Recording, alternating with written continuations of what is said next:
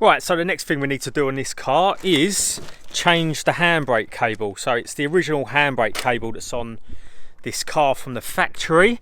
I'm going to show you why the handbrake cable is the cause and it's not a sticking caliper, even though I'll show you what it's doing at the minute. Right, so currently if I pull the handbrake up and then let it back off again like normal, this wheel starts to get locked up. Now the reason behind that is it's not the caliper itself. A lot of people are going to diagnose it as the caliper. So if I stick my hand through here and I pull up the handbrake cable, you see there, you can see the cable there, hear it unlock. Now basically that is the handbrake cable that's jammed. It's not the caliper itself. So when I take this cable off, I'll show you that it's not the actual caliper and it's the handbrake cable. So first thing you've got to do is undo this 10mm nut off the end of the handbrake. You can see the slack that's in it. Loosen it off. You can take it all the way out if you wanted. Take the nut completely off. If I'll show you, it's probably got a load of rust and grime in it, for it's been on since new. So just got the car right up in the air at the back, nice and low on the front now. So the handbrake we're going to use is this Pagid one. Try to use the best mate you can, TRW Pagid. They're all great. I'll show you the quality difference as well. Right, so once you've done that and you've loosened off, basically you're loosening off this cable inside the car, this little mini one. And then what you can do then is you basically just twist that around sideways. I'm trying to do this one-handed, but twist that around sideways like that, and then just wiggle it, and you see it pops out. So then the handbrake is free. So now all you've got to do is start pulling it out of all these sleeves. There's a load of sleeves coming along here. There's one there. There's one there on the beam, and then there's another one under here. Right, so once you've pulled it out of all the sleeves, that's the difficult part over, you can see either side of it is either side of the exhaust. Now I'm not going to take the exhaust off to do it, so all I'm doing is I'm unclipping it all the way up to the handbrake cable. So all I'm doing is unclipping it all the way up, all through the rear beam up to the caliper itself. Once I've unbolted it off the caliper, then I'm just going to pass it all the way back through and over the exhaust, so I don't have to take the exhaust pipe off. So as I said to you, I was going to show you why it wasn't the brake caliper itself. Now when you remove the handbrake cable, you can see that the caliper is returning absolutely normal like it should with the spring. I've just pushed it down even more to about there, and it springs back straight away. The only thing that was stopping it springing back was the handbrake cable itself. And you can see I haven't driven this car since I've rebuilt it, so it's going to be nice to get it back on the road. The handbrake cable, very tired. You've probably got a lot of rust inside here that's making this cable sticky. I mean, you just about see it in there. So this cable's had its day. Nice free handbrake cable. It's going to make a world of difference. So there's a direct comparison between the two. On the right, obviously, brand new Pagid one, and on the left, I just had a look. This is a GM one, so it's been on there since new. Got GM written all over it, so hasn't done bad. About 68,000 miles, I think it's done. But you can see it's had its day now, so about time to change. So if you've got a sticky handbrake, go and check it. Sometimes it is the caliper, mainly if you've got nice fresh calipers on there, it's always going to be the handbrake cable. You can see how nasty that is. You compare it to the quality of the Pagid ones as well. A lot of the German cars use these as standard. You can see the high quality, almost, well, if not better fittings than the original. So yeah, don't be afraid to use Pagid stuff, and it looks pretty as well in blue. So also up this end, we've got nice fittings, all zinc plated, so they will last a long time. You can see even the zinc plating off the original ones ain't come off. It also looks like they've used the same cable connectors and everything as the original. So if you can't get a GM one, just go with a Pagid one. So just going to give you a quick comparison between the brand new cable. Look how freely that moves, lovely and smooth on both of them. So going to be a lovely handbrake. Now this is the one that was sticking, I was telling you. So you can see it's proper jammed up in there inside. So it's all rust and grit and all sorts in there. You can see how sticky that is. So that's knackered, and the same with this side even. So even that side is sticky as well. So, and there we have it, one freshly fitted handbrake cable, very easy to install, just the same way as you uninstalled it now. Just adjusted the cable inside the car, and the handbrake works as smooth as silk now. And absolutely perfect. So I've just adjusted it so there's about 6 clicks, but you can do whatever you want, whatever you fancy. And absolutely perfect engagement now. Handbrake frees off lovely, as you can see, where it ain't jamming up anymore. So perfect. So just to show you quickly, I'm going to pull the handbrake up and then going to let it off fully. Now that wheel won't be jammed up like it was before. You can see it's not jammed up anymore. And then the caliper, that part in the handbrake, which is get my hand through there, down there, you can see it's all the way out. Absolutely perfect. So the caliper's working good, handbrake's working good, job done. So as you know now, the final part to any build or any time that you've rebuilt your car, boost pressure test. Make sure everything's absolutely tight.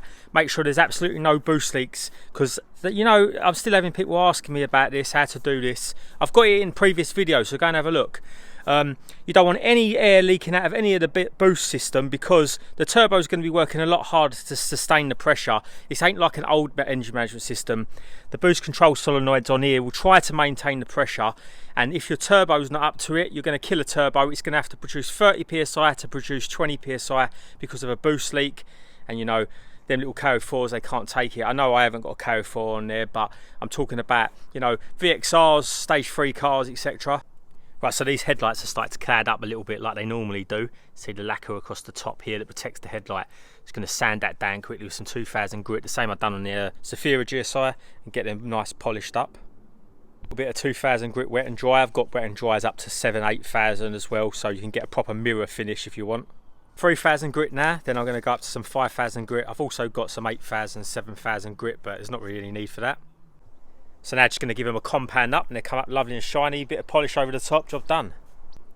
And there we go, lovely shiny headlights again. They ain't even been polished yet. Shame about the rest of the car, got to give it a proper clean up. So we had a rain the other day and it looks like it's like Saharan sand all over the car. You can see it, even though it was washed not that long ago. So we've got to give it a proper clean up before it goes for tracking. Right, so let's give this car a proper clean up.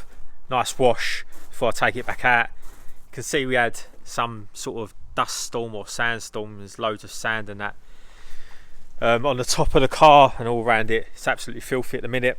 So going to give it a quick wash, give it a clean up, take it for a test drive. First time I've driven it all year. I'll do a separate video on that, but going to go and get it tracked, get the tracking done here and get the tracking spot on the front. It just improves the handling massively. So I thought, like, why not get the Karcher out? Let's do a bit of snow foam, or everyone likes a snow foam picture, don't they? So get the car proper cleaned. For its first drive all year, I literally haven't driven this car in 2019. So we all know by now I absolutely love the Bilberry wheel cleaner. Best wheel cleaner out of hundreds I've used. Well, not hundreds, but a lot. 2 bucket method, why not? Might as well go all out.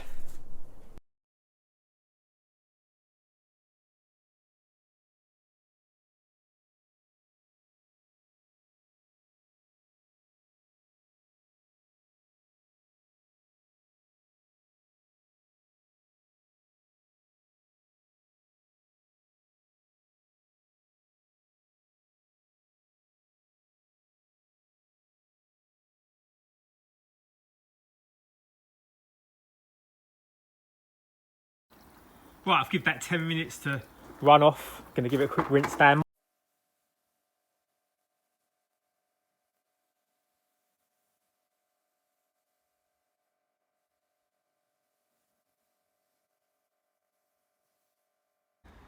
So we've got the 2 bucket method going on with the microfiber sponge and even got the grit guard in there. So Maguire's and Auto Glim, hit me up with a sponsorship, seeing as I'm always plugging all your products.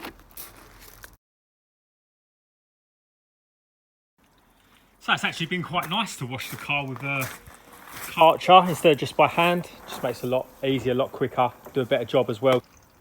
So for the microfiber drying cloths, once I've used these once and I then use them as rags. These Kirkland ones, 36 pack for about 15 quid down at Costco. Just go and get yourself some, they're a no-brainer. Absolutely so much cheaper than anywhere else. And they're one of the best microfibers for the money that I've ever used. So I just rip this tag off them so I don't scratch up the paint. Use them once or twice and then use them as rags. And there we go, one fully cleaned dry car. I love how straight this car is. There's not really any dings or dents anywhere along the bodywork. So I think next things we've got to do, get out, get this thing down to the tracking, because I can't drive it while it is like this. The wheel alignment is all over the place. Get it tracked, then build that front splitter, probably put the bonnet raisers back on the back of the bonnet, and then repair the fiberglass one, paint that up, get that back on there. So once I take it out for a test drive, I've got a lot of setting up to do with the chassis. Obviously you've seen the whole chassis has been overhauled, front, rear anti-roll bars, coilovers, etc. There's a lot of adjustments to be doing to get the car to steer how I want it to do. How it was set up before was really good, but this should take it to another level, especially with the LSD, comes out of corners, really grips well. Right, so I've just got a new battery for the car. I had to measure while I was in the shop, and look at the fitment. Absolutely perfect. The biggest cold cranking amps that I could get for that size of battery. Couldn't find anyone any taller, but you can see how nice that fits in there, so that's perfect. Doing is I'm just making up a new connector for this with a gold plated terminal, and put a bit of shrink tubing over it because it's a little bit frayed, so we get maximum voltage. There we go, nice tidy connection, a little bit of shrink tubing on there just to top it off. So I'm down at Elite Direct today again in Essex. You might have seen this in one of my RS Turbo videos, getting the tracking done. So before I come down here, I set all the coilovers up to exactly the wide height that I want. You see the front and the back now sitting nicely. Now they've all settled down with a little drive, and I've set the dampening up and the tyre pressure so the tracking will be spot on. So check this out, we've got an old school Ford F-150 down here. I've never seen one of these old ones before. It's the big V8 as well in it that they all have. Got a nice side exit exhaust on it, so hopefully get a couple of sound clips as this pulls out. So it's got a big old weird front end on it. I've never seen one of these in the UK.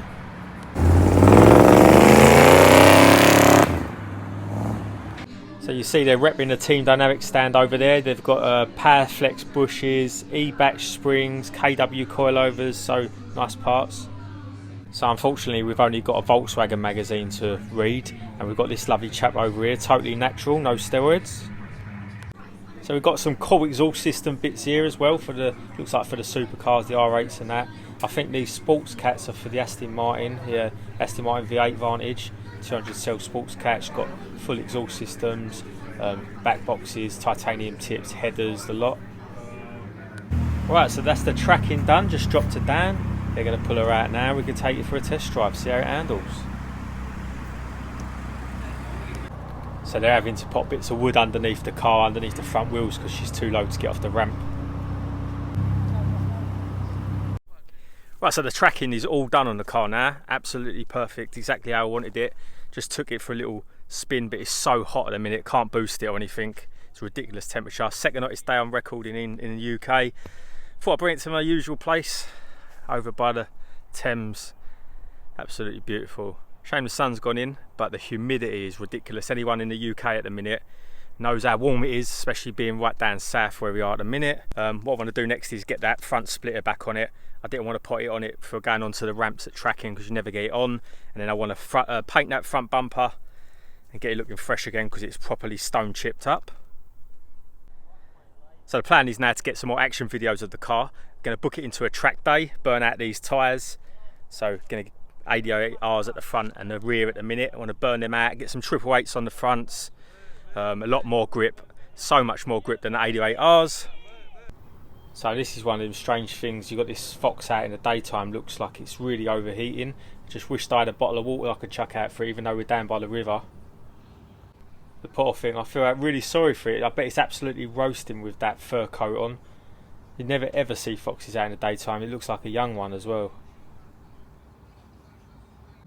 So what happens in the UK when you get a really humid, hot day like it has been today? You get a big storm to finish it off. I love sitting out there watching the lightning, but there's no rain yet.